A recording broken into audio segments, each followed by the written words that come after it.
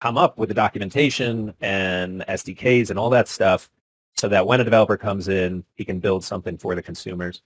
You also don't want to totally disregard the consumers because you need to build that to attract the devs as well. So I think a 70-30 split, and that's something I think Seafarer wants to kind of put this in the general channel and get comments from the community, which I think will be good. So yeah. But yeah, I think the marketing, the 70-30 split is 70 for developers and 30 for marketing, but that marketing is targeting developers? Or no, is no, it no, the no. marketing targeting? It's 30% for non-developer community engagement tasks. So like it would be building a governance, building a reputation system, and it could also be building a system for people to get rewarded from doing marketing. You know, it could be anything non-developer. You know, I call it like community empowerment. You know, type field. So is 10 listed at the moment, or we're talking about giving out tokens that are presently unlisted?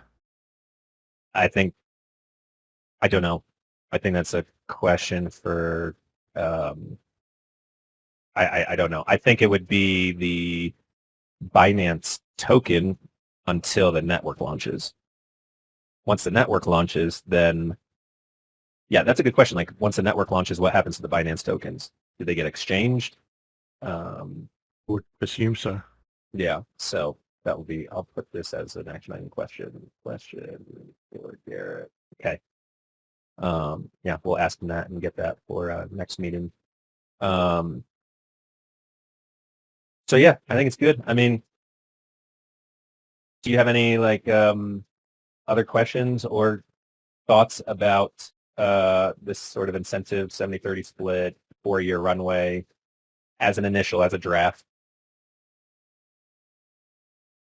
Oh, not from me. No, I as I said, it's hard to really. Firstly, I don't really have a frame of reference for building an open source crypto network, but also it's very difficult to say. You know, I mean, I'm not even sure how many TAN tokens there are. So how many tokens are given out each month I don't know. But also, it's an unknown amount of an unknown value anyway. So I can't really say whether it's going to be the right formula. Yeah, I think the only thing I can think of saying is having a 4-year runway is probably good. Maybe it's worth having more, I don't know.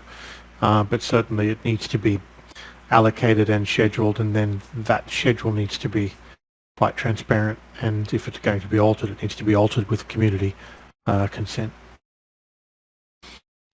let's touch on that. So what do you think the max years could be?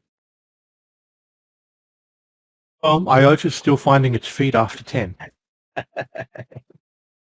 Well, I'm not trying to diss IOTA, but I mean, Bitcoin is still trying to work out how to do their thing because they're using more electricity than Google and Amazon combined, I believe, or something ridiculous. And so, you know, new technology is using a hell of a lot less power, but is just as secure. And so Bitcoin is kind of stuck, and they're not sure what. And of course, it also being the original blockchain, it has its own very, very slow and expensive transfer rates.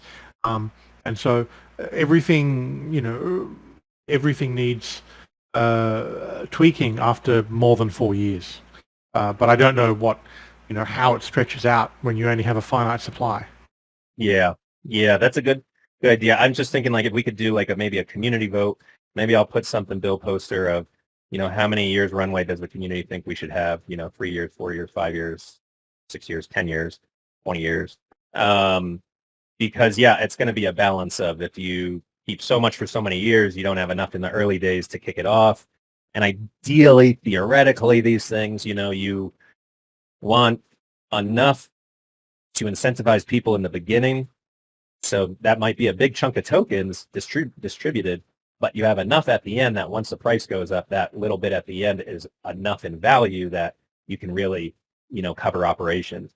I think IOTA's issue was they just could they marketed before they had a technical foundation. Like they just never had anything that worked. And then they changed it 4 different times, and they never sold any other tokens into into Tether or Bitcoin or whatever. They didn't diversify their foundational treasury. So, Holdings. Right. and that's something that, go ahead. I think one of the other things that I think you should definitely do, that I was quite surprised that the TCT grant committee stopped this year, although it's still on the grant application form, is getting some kind of, for some grants that are ultimately commercial in nature, getting some kind of a percentage being fed back into the grant system. Liquidity. I think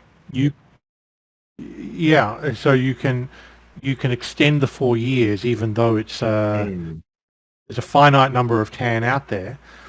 You've got a certain amount that you're spending that's going to last 4 years. If some of that is on commercial things that are going to generate revenue, then a percentage of that feeds back into the treasury. Then you extend that 4-year period out. Yeah. For however long. Ideally, you can create an indefinite treasury at the end. And I talked to a lot of different treasuries, and it was so simple that people would say, people just don't work hard if it's free. And they would say, if you get a free gym pass, you barely go. But if you're paying for your gym pass, you go, oh shit, I'm paying for this, I gotta go.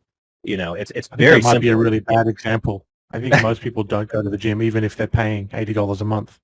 But I mean, the point is, like, it's so ridiculous to not, and any committee, I mean, anyone seeking a grant was happy to give. And it was like, hey, let's figure out what venture capitalists seek from someone, and let's just ask for less than that, a decent amount less than that.